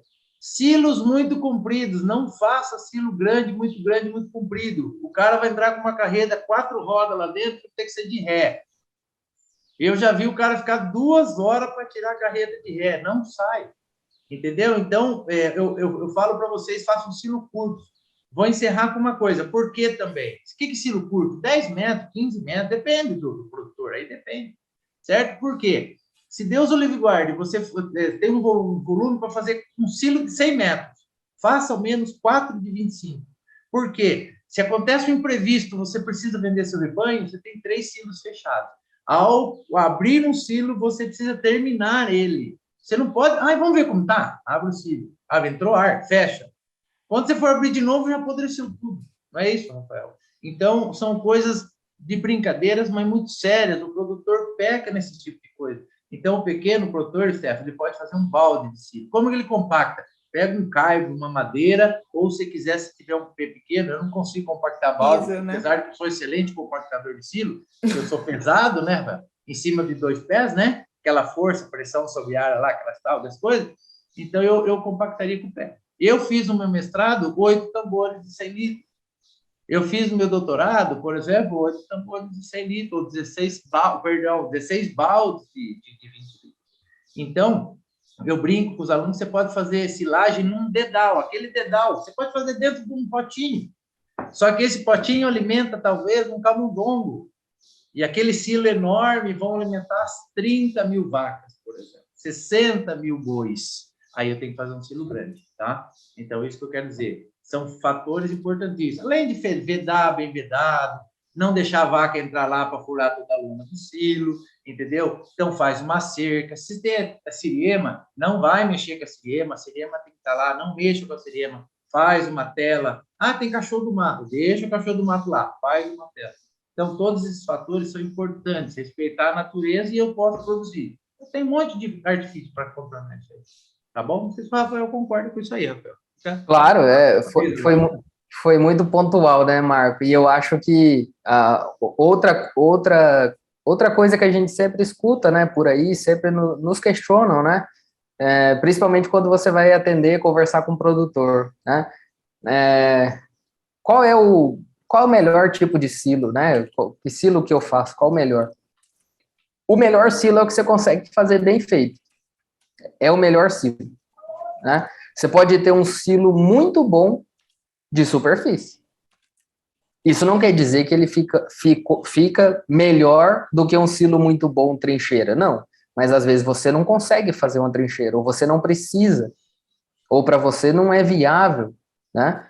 A vantagem do superfície é a flexibilidade. Eu posso fazer, né? Aqui a gente faz, dependendo do ano, a gente faz o silo do lado da roça de milho, porque vai tratar vaca que está mais seca lá naquele lugar.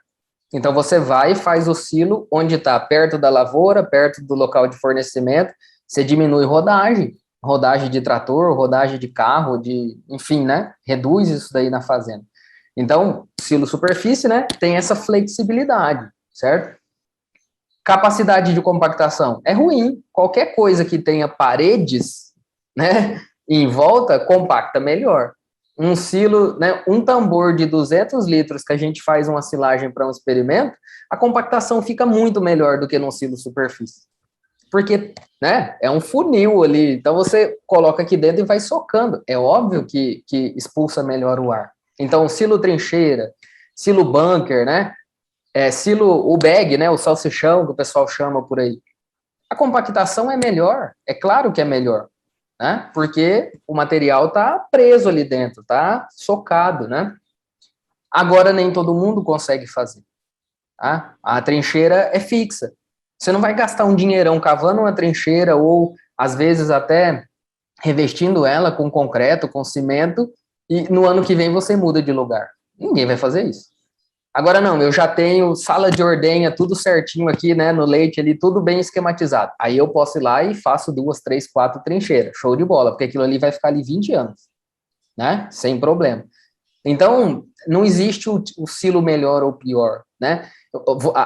Adicionando ao que o Marco falou do silo do tambor, né, que a gente faz muito experimentalmente, vocês já devem, né, vocês mineiros aí, a Maísa acho que é de Minas, né, Maísa? Vocês devem conhecer o tal do silo cincho, não conhece, não? Os mineiros chamam de silo queijo, né? Que é uma forma de metal que é para pequeno produtor. Aquele cara que ensila capim elefante, por exemplo, que ele tem que cortar a cada 30, 40 dias, né? Como é que ele vai compactar uma massa pequena? O trator nem roda em cima, ele só estraga a caixa de câmbio manobrando e não consegue compactar, porque é uma massa muito pequena. Então você faz num silo daquele cincho, ou aqui em Rondônia o pessoal chama de rapadura, é a mesma ideia do cincho, só que é com quadrado, né? Ele fica no formato ali de uma rapadura. São adaptações, né? A Stephanie gosta dessa linha, né, Stephanie? E são adaptações. E são adaptações, sabe? Você vai compactar com o seu pé, com o seu peso. Você chama 2, 3 camaradas amigos e fica pulando lá em cima o dia inteiro. Faz parte, ué. Mas você não precisa contratar um trator para poder compactar. Então, assim, a qualidade vai depender da sua capacidade de compactação, de vedação desse silo. Você pode fazer um bom silo superfície e você pode fazer um silo horrível na trincheira, por exemplo. Né? Você pode compactar mais ou menos, não dá o acabamento ali em cima, só joga por cima aquele resto e joga a lona. Seu silo vai baixar 50 centímetros, porque aquela forragem que você pôs por cima ali não deu o acabamento no silo antes de pôr a lona, aquilo ali vai ter mais oxigênio do que todo o resto do silo. E vai atrapalhar seu silo inteirinho. É uma trincheira. É uma trincheira que você usou mal usada, né? Então, assim, tecnicamente é claro, tem silos melhores, sim, no que diz respeito à possibilidade e capacidade de compactação. Tá? Mas o capricho pode fazer você ter bons silos mesmo artesanais, entre aspas, né? Com uma força aí de trabalho manual, por exemplo, né? Eu acho que nisso daí uma coisa que a gente vem falando também, né? O importante é o produtor entender o conceito, né? O que é o conceito de ensilar, né? Por que é importante? O importante, então, independente da forma como você faz, é conseguir compactar isso bem e conseguir vedar bem, né? E acho que aí entra lógico, tem, como o Rafael falou, locais que você consegue fazer isso melhor. Mas se você não tem como fazer dessa forma, você faz o melhor possível, né? Com o que você tem pensando também no que o Marco falou depois. Como que eu vou tirar, né? Levando isso em consideração também, né? Como é que eu vou tirar essa silagem depois? Então, acho que isso de entender o conceito, pensar no processo e tomar decisão para fazer o melhor possível é melhor do que focar no... o produtor, assim, ele tem muito disso também, né? A gente falou isso no primeiro episódio que a gente soltou da questão do vagão forrageiro. O vagão forrageiro faz milagre na propriedade. Ou então, vou construir um compost barn e vai fazer milagre. Fazer uma ordenha canalizada resolveu todos os meus problemas, né? E não é a ferramenta, a solução não é a ferramenta, é você entender o processo e conseguir fazer o melhor possível com isso daí. Então, acho que aí a gente termina, né? Não sei se tem mais alguma coisa que vocês queriam comentar aí, mas acho que a gente atendeu bem o objetivo do capítulo, né? Que era saber onde não se pode errar. Então, você não pode errar lá na adubação, de acordo com o que você vai plantar, você não pode errar na escolha da semente, você não pode errar na questão do maquinário, você não pode errar na questão da escolha do silo, principalmente na vedação, na compactação. Então, todos os pontos que a gente levantou aqui, não é querer trazer quais são as melhores ferramentas, mas como você consegue fazer o melhor com a ferramenta que você tem, entendendo o conceito por trás do processo de ensilar. Acho que é isso, né? Pessoal, se vocês quiserem comentar mais alguma coisa. Acho que mais do que ter a ferramenta é saber usar, né? Saber usar, aplicar ela de forma correta para trazer o melhor resultado. Entendendo o conceito, aplicando dentro da sua realidade. Seja no grande ou no pequeno produtor, dá para ter resultados legais aí, tendo um capricho, uma dedicação bacana. Isso aí. Tá.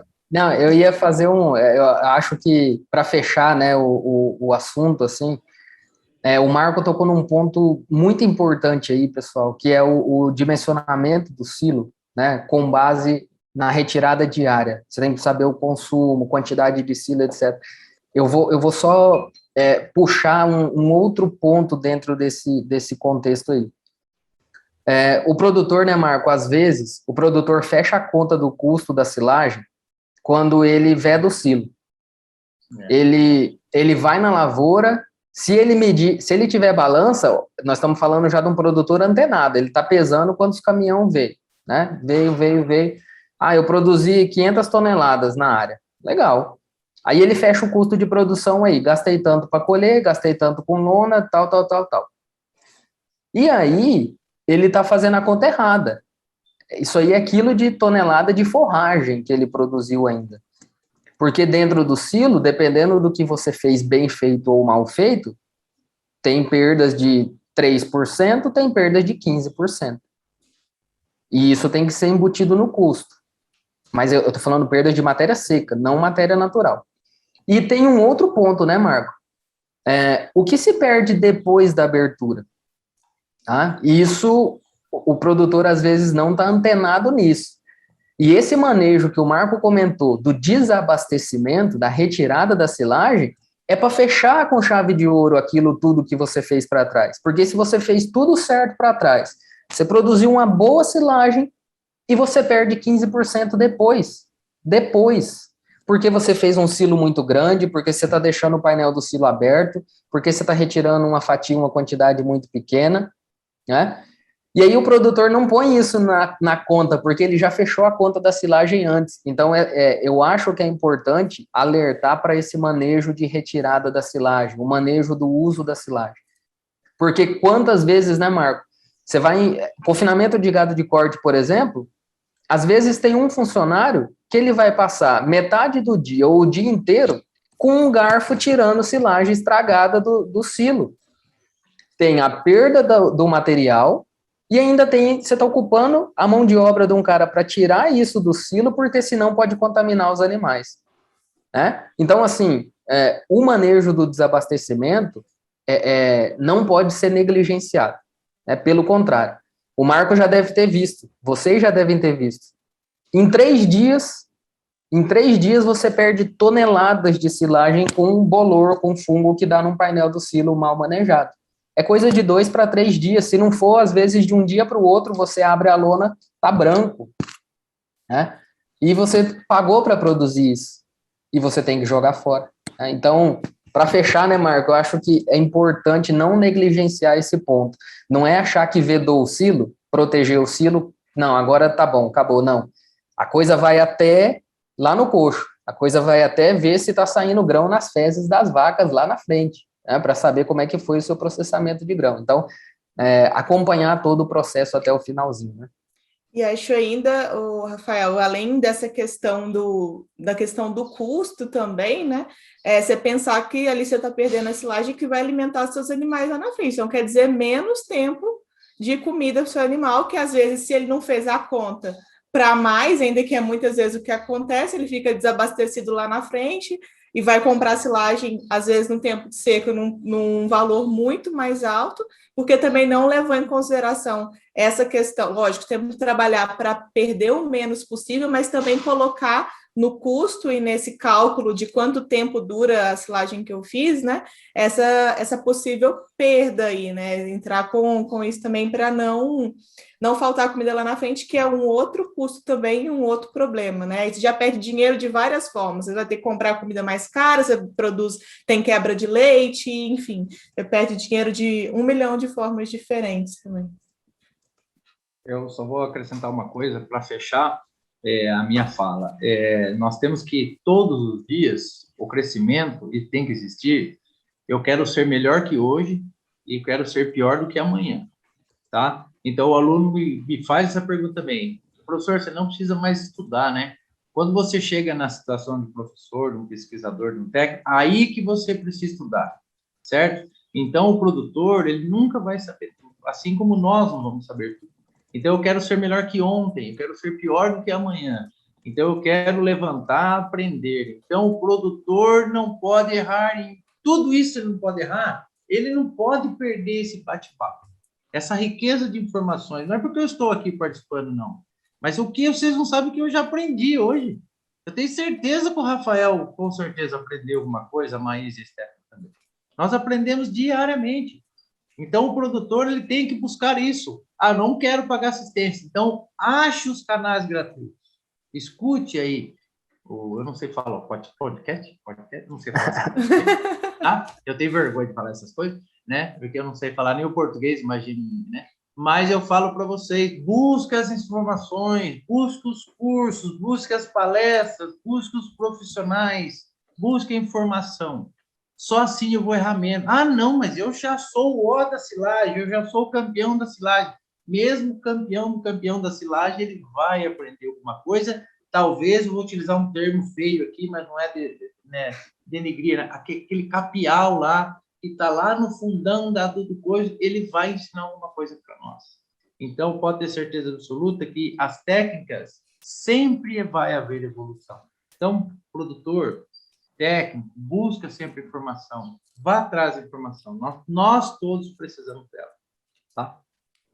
Com certeza, e acho que é isso aí, né? Isso que você falou, a informação sempre se renova, né? Se não tivesse nada de novo a aprender, a gente não estava estudando silagem até hoje, ou qualquer outro assunto, né? Não estava pesquisando, podia ter parado as pesquisas aqui, chegamos no máximo do conhecimento, né? E não, a gente está sempre tentando aperfeiçoar, né? Sempre pode ser melhor. Você ia falar alguma coisa, Rafael? Eu acabei te cortando aí. Não, estou só ouvindo agora para a gente fechar. Ah, legal. Então é isso, pessoal. Acho que ficou uma mensagem aqui muito importante sobre silagens, onde você não pode errar, e até lições de vida aí também, né? Que servem não só para a produção de leite, para a produção de silagem, mas acho que para a vida, essa questão do constante aprendizado. Então, espero que vocês tenham gostado aí. Mais uma vez, muito obrigada ao Rafael, ao Marco, pela disponibilidade, pela parceria de sempre. É um prazer contar com pessoas aí renomadas na área e dispostas, né, a compartilhar esse conhecimento com o produtor e com os técnicos, com quem quer aprender sobre o assunto. Acho que o que a gente sabe tem que ser compartilhado. Então, muito obrigado mais uma vez por estar aí. Stephanie, obrigada também pela contribuição de sempre, né? E vamos aí até o próximo episódio, já deixando aqui para vocês saberem. O nosso tema é sustentável produzir leite a pasto, vantagens e limitações do sistema. Vai ser o episódio que vai fechar aí a nossa série de nutrição. E aí nós vamos para uma outra série sobre outro assunto dentro da produção de leite que é tão ampla. Então, acompanhem os outros episódios. A gente está presente no Spotify, no YouTube, no Deezer, no iTunes, SoundCloud, no próprio site também tem a abinha onde você pode ouvir o podcast. Então, aproveitem a informação aí, como o Marco comentou. Obrigada, gente. Obrigado. Valeu, obrigado. Obrigado. Até a próxima. Oi, pessoal, esse foi mais um episódio do Pointcast. Se você gostou, deixa sua curtida, seu comentário aqui embaixo para a gente saber. Também se inscreve no canal para poder receber as notificações dos próximos vídeos. E lembrando que esse episódio de podcast e os outros está disponível também no Spotify, no Deezer, no iTunes e no nosso site www.milkpoint.com.br. Acessa lá esse e muitos outros conteúdos também disponíveis para vocês sobre a cadeia do leite. Um abraço.